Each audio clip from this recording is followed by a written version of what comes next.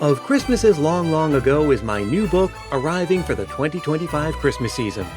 Find out what Christmas was like centuries ago. Sneak preview, it was weird and spooky and rowdy, kind of gross sometimes. Find it wherever books are sold in hardcover from Lions Press and audiobook from Recorded Books. It's Christmas as you've never seen it before, and it makes a great gift. I'm Brian Earl. This is Christmas Past. Annie's birthday made the papers. Reporters picked up the story and carried it from Vermont to Texas, from the St. Johnsbury Caledonian to the Fort Worth Star-Telegram to the Pittsburgh Dispatch. In big city broadsheets, in small-town weeklies. It was the kind of story that editors tucked into the corner of the front page, something light to break up the headlines about storms and labor strikes. They'd heard the story, and they made it news. It was 1891. Annie Ide, a teenager from Vermont, was celebrating a birthday. For most of her young life, Annie hated her birthday. She was born on December 25th, Christmas Day. A gift to her parents, but a cruel trick on a girl who longed for a day of her own. She shared her famous birthday with such figures as Isaac Newton, Clara Barton, and, of course, Jesus. While other children had a day that belonged entirely to them, a day for laughter and party dresses and being the center of the world, Annie's day belonged to everybody else. No cake, just Christmas pudding. No party, just another place at the dinner table. A birthday that came with a sigh. Poor Annie had no use for birthdays. Not hers, anyway. But birthdays matter. They're our own small claim on the passing of time. The one day the world turns to you and says, "You are here, and you are known." Christmas had cheated her out of a birthday for 14 years. Until 1891. That's when her father Henry mentioned her predicament to a friend. And it wasn't just any friend. Henry's job had taken him from Vermont to a faraway island in the Pacific, where fate and politics had introduced him to a man as improbable as this story. A man who knew something about lost things. A man named Robert.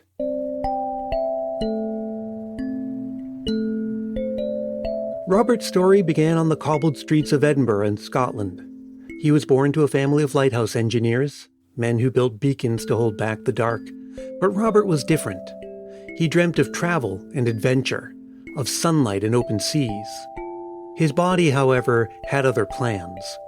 He was a sickly child, plagued by fever and cough, and his parents urged him toward a safer life. He studied law to make them happy, even passed the bar.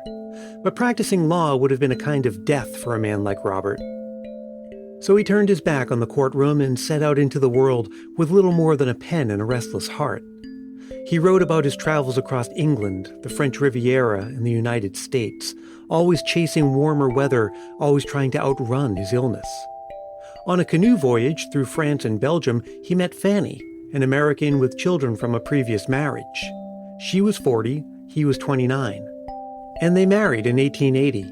Even though Robert was, in his own words, a mere complication of cough and bones, much fitter for an emblem of mortality than a bridegroom. They married and eventually settled in the South Seas, on the island of Samoa, where the air was thick with salt and the palm trees swayed like metronomes keeping time with the tide. It was there in 1889 that they built a home and planted roots in the red Samoan soil, where they purchased more than 300 acres, and built the island's first two-story house. It was there that Robert became known as Tusitala, or the Teller of Tales to the Samoan people, and it was there that he met Henry Clay Ide, Annie's father, appointed by President Benjamin Harrison to serve as commissioner to Samoa. Robert and Henry became fast friends. One day, Henry mentioned that his daughter hated her birthday. Born on Christmas Day, he explained, she'd spend every year of her life feeling overshadowed. For Robert, an idea bloomed. He was a lawyer, after all. Why not put that training to use? On June 19th, 1891, Robert sat down and wrote a legalese-sounding contract. Among other things, it read, "In consideration that I have no further use for a birthday, I do hereby transfer and make over from myself to the said Annie H. Ide, all and whole of my rights and privileges in the 13th day of November, formerly my birthday, now and henceforth the birthday of the said Annie H. Ide, to have, hold, exercise and enjoy the same in the customary manner, by the sporting of fine raiment, eating of rich food, and receiving of gifts, compliments, and copies of verse, according to the manner of our ancestors. There was even this interesting fallback clause written into the contract. And in case the said A.H. Ide shall neglect or contravene either of the above conditions, I hereby revoke the donation and transfer my rights in the said birthday to the President of the United States of America, for the time being. With a stroke of his pen, he gave his birthday away.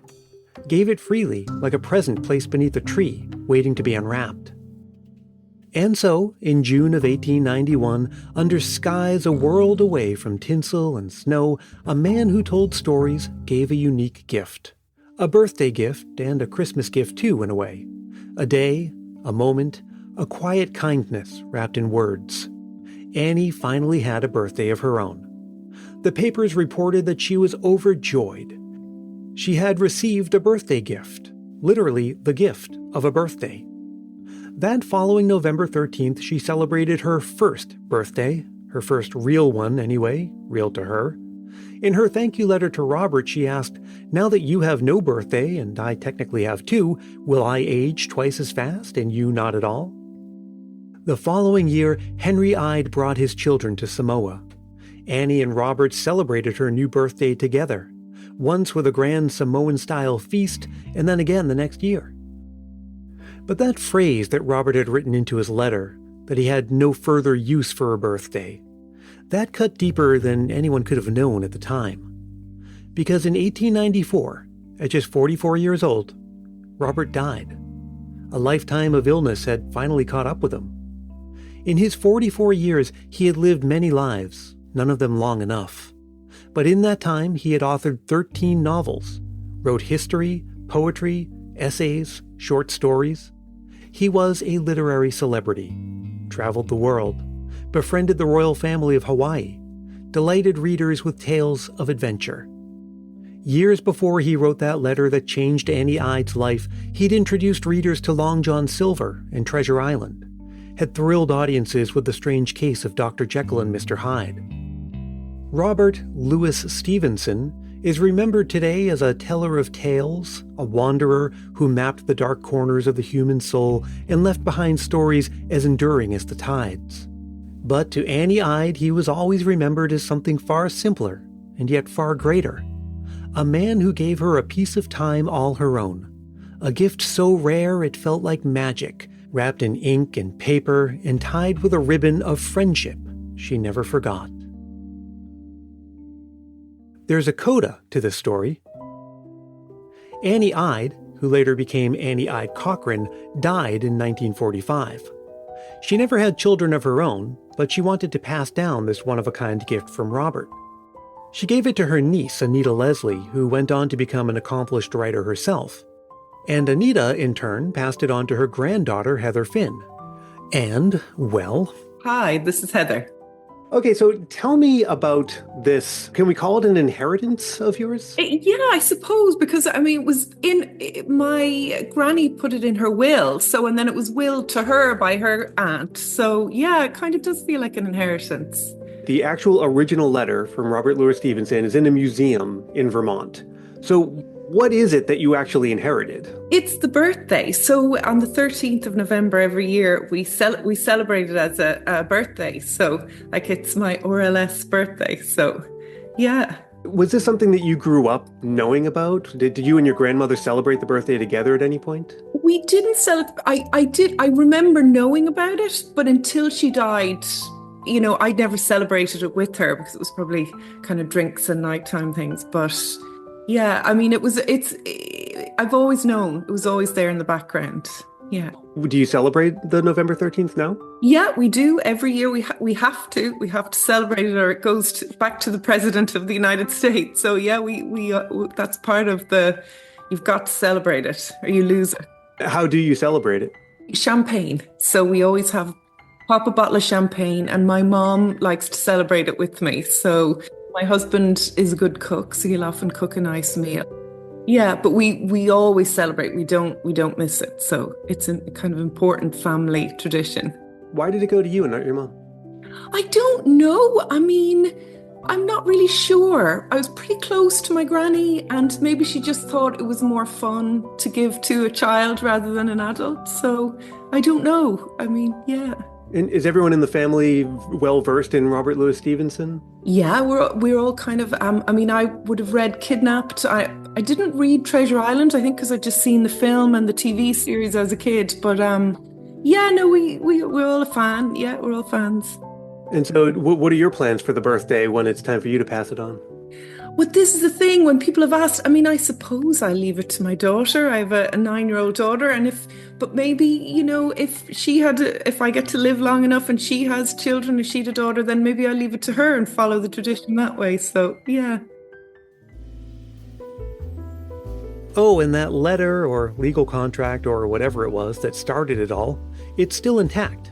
It belongs to the collection of the Fairbanks Museum in Vermont.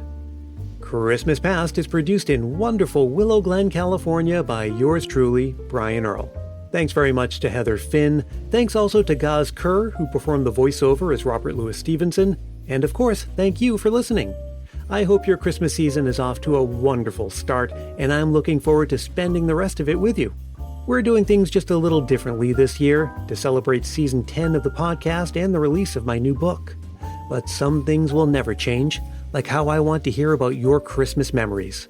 I'll be sharing them with the Christmas Past family this season in special episodes dedicated just to them. All you have to do is record yourself speaking into your phone's voice memo app and send it to christmaspastpodcast@gmail.com. Keep it reasonably short, clean and family friendly, and be sure to say your name and where you're from. You can drop me a line anytime. I always love to hear from you, and I try to respond to every message I get. Look for Christmas Past on your favorite social media platform, and if you don't see me there, and you think I should be, get in touch and let me know. And hey, if you're really feeling the Christmas spirit, why not help more people discover the show? It's as easy as telling a friend about it or leaving a rating and review. If you do leave a review, I'll send you a Christmas Past sticker, and a handwritten Christmas card is my way of saying thanks. Get in touch for details. And until we meet again, may your days be merry and bright.